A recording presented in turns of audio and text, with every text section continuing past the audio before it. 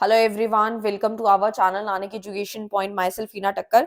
और आज हम बात करेंगे BCOC 132 यानी कि बिजनेस ऑर्गेनाइजेशन एंड मैनेजमेंट के मोस्ट इंपॉर्टेंट टॉपिक के बारे में, क्योंकि आप लोगों के एग्जाम्स आने वाले हैं और जून में जिन बच्चों के एग्जाम्स हैं और जिनके दिसंबर में है, तो ये मोस्ट इंपॉर्टेंट टॉपिक है जो आप कर सकते हो। चाहे आपका जून अटेम्प्ट है, चाहे आपका दिसंबर अटेम्प्ट है, आपका कोई भी अटेम्प्ट हो, आपको ये जो टॉपिक्स हैं वो मोस्ट इंपॉर्टेंट है, जो करे बिना नहीं जाना। 99% ये इंपॉर्टेंट टॉपिक आपके एग्जाम्स में दिखने वाले हैं। जैसे कि हर साल मैं इंपॉर्टेंट टॉपिक देती हूँ और वो आते भी हैं। ये हमारा खुद का जो एक्सपीरियंस है, हम एनालाइज करके फिर ये टॉपिक जो है वो आप लोगों को बताते हैं।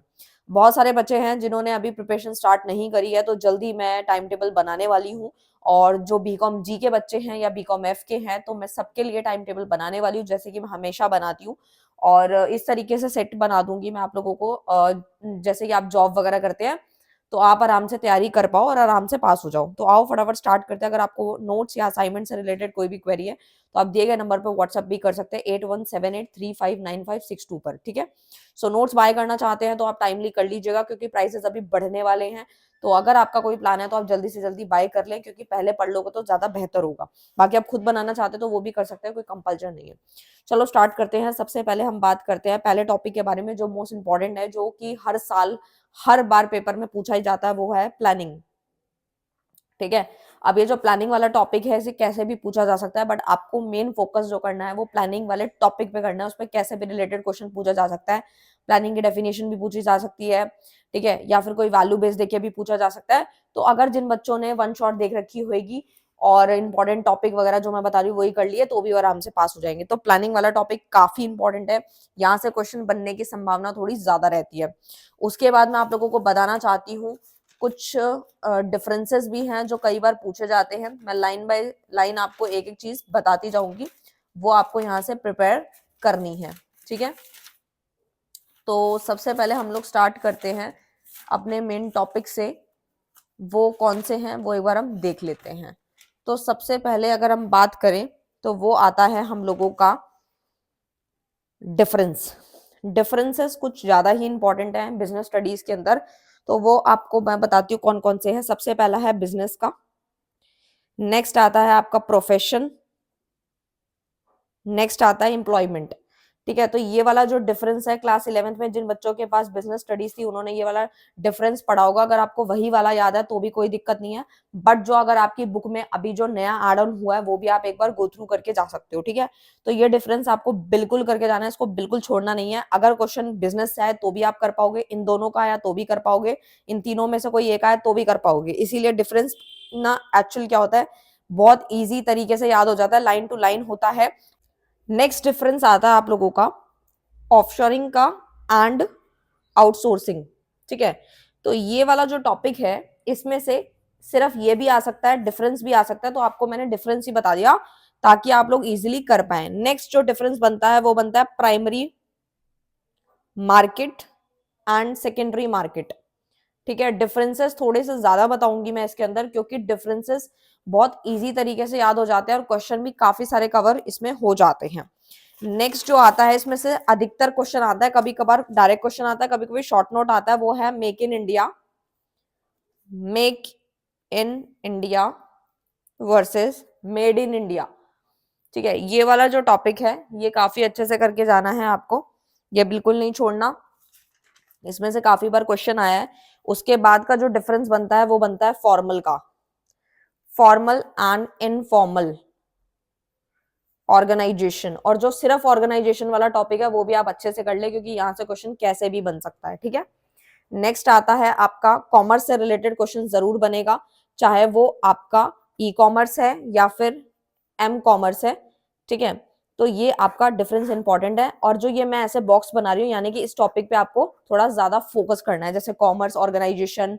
ठीक है। तो इस तरीके के टॉपिक भी साथ साथ मार्क करती जा रही हूँ, वो भी आपको अच्छे से करके जाना है। और फिर आता है शेयर वाला टॉपिक जो है आपका, शेयर एंड डिबेंचर का जो डिफरेंस है वो, और इन टॉपिक को अच्छे से कर ले। इससे रिलेटेड क्वेश्चन कौन सा बन सकता है वो मैं बता देती हूँ। इक्विटी शेयर का बनता है एंड प्रेफरेंस शेयर हो गया। ठीक है। प्रेफरेंस शेयर का, तो ये इस तरीके के जो डिफरेंसेस हैं वो आपको बिल्कुल भी छोड़ के नहीं जाने, क्योंकि यहाँ से क्वेश्चंस डेफिनेटली बनते हैं।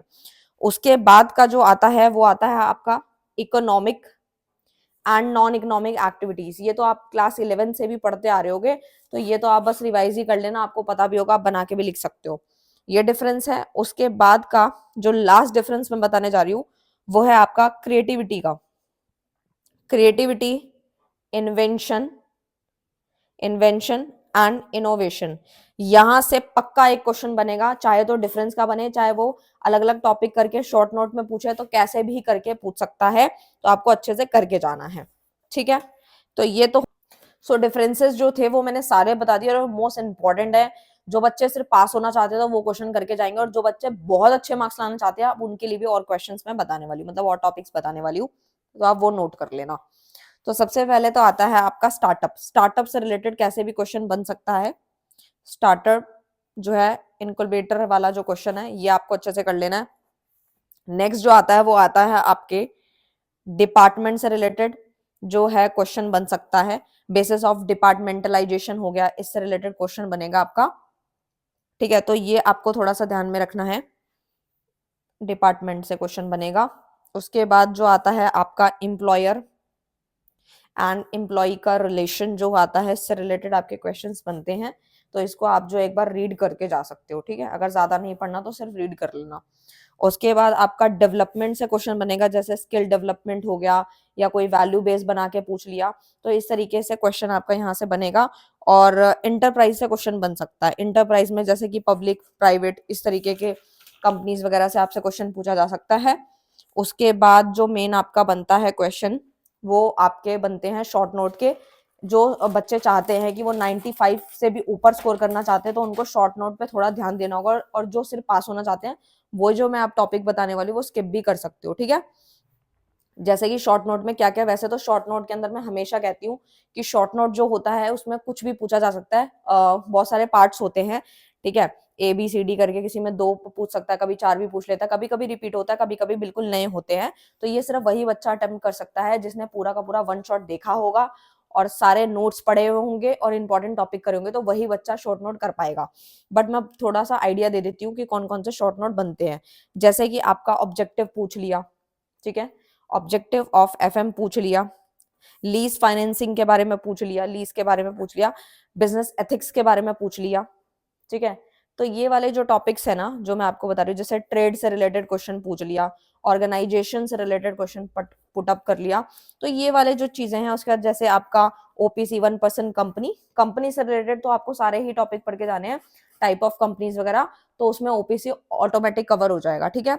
उसके बाद आपका आता है लीडरशिप, ठीक है, लीडरशिप वाला टॉपिक अच्छे से कर लें। मोटिवेशन, ठीक है, मोटिवेशन वाला टॉपिक। उसके बाद आता है पीएलसी, ये तो हर बच्चे को करके जाना है, इसके बिना कोई बच्चा ना जाए, क्योंकि पीएलसी का जो डायग्राम है, और ये पीएलसी काफी बार पूछा जाता है, ठीक है, ये तो काफी बार पूछा ही गया है, ये समझ लो। उसके बाद आपका आता है, ये सब बता दिया मैंने। उसके बाद है आपका एक दो टॉपिक रह गए, बस 2 टॉपिक रह गए हैं। एक तो आपका रिस्पॉन्सिबिलिटी हो गया, ठीक है, रिस्पॉन्सिबिलिटी से क्वेश्चन बन सकता है, सोशल रिस्पॉन्सिबिलिटी ऑफ बिजनेस हो गया, इस तरीके के क्वेश्चन। और उसके बाद जैसे कम्युनिकेशन हो गया, कम्युनिकेशन, ठीक है। और एक हो गया लास्ट है ये आपका फ्रेंचाइजिंग, तो इससे रिलेटेड क्वेश्चन पूछा जाता है। तो ये मैंने आपको सारे के सारे टॉपिक बता दिए हैं जो जो पूछे जाते हैं। अब बात ये आती है कि जो सिर्फ पास होना चाहते हैं वो ये सारे डिफरेंस तो करे बिना ना जाएं, और जो ये वाले हैं इनमें से मैं मेन बता देती हूँ, जो सिर्फ पास होना चाहते हैं वो कौन से करके जाएं। तो उसमें से आप जो है मेन जो है आप ये सब स्किप कर देना, लेकिन आपको पीएल ओपीसी तो जरूर करके जाना है, इंपॉर्टेंट है, पीएलसी कर लेना और लीडरशिप कर लेना, ठीक है। ये 3 हो गए, ये सब स्किप कर देना। और उसके बाद आप ये वाले दोनों टॉपिक कर लेना, ठीक है, बस रीड कर लेना, ज्यादा कुछ नहीं, रीड कर लेना बस। और जो डिफरेंस बताया उनको अच्छे से रट लेना, और पीएलसी का डायग्राम जरूर रट के जाना। तो बात यही आती है, जिनके आगे इंपॉर्टेंट लिखा है वो सिर्फ पास होने वाले बच्चे करें, और जो अच्छे मार्क्स आने चाहिए वो तो सारे ही टॉपिक कर लें, और इनको बस रीड कर लेना शॉर्ट नोट वाले, ठीक है, क्योंकि ये सेम आ भी सकते हैं, नहीं भी आ सकते। सो मैंने पूरा का पूरा बता दिया आप लोगों को। और ये जून दिसंबर में कभी भी पेपर हो, ये क्वेश्चन हमेशा वैलिड रहेंगे, चाहे आपकी यूनिवर्सिटी ड्यू है, चाहे इग्नू से हो, एमडीयू से हो, आईपी से हो, कहीं से भी हो, ये टॉपिक मोस्ट इंपॉर्टेंट है। सो मिलते हैं नेक्स्ट वीडियो में नेक्स्ट टॉपिक के साथ, तब तक के लिए bye bye, thank you so much.